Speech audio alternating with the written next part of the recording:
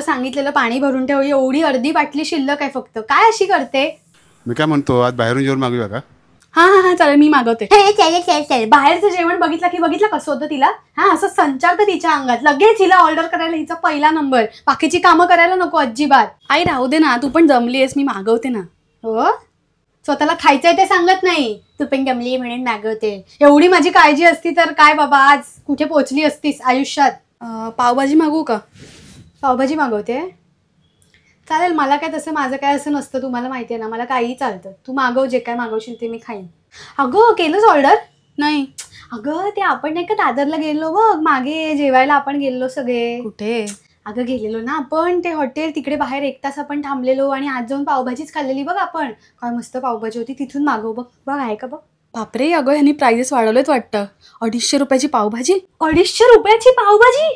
बापरे, नको काय नको मागू, मी वरण भात लावते. हो, काही बाहेरचं नाही, गपचूप खा वरण भात तिकडे. साधं वरण चालेल तुम्हाला?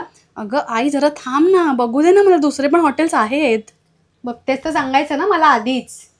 आणि आई, पावभाजीला 100 रुपयाच्या वर 1 रुपया पण द्यायचा नाही.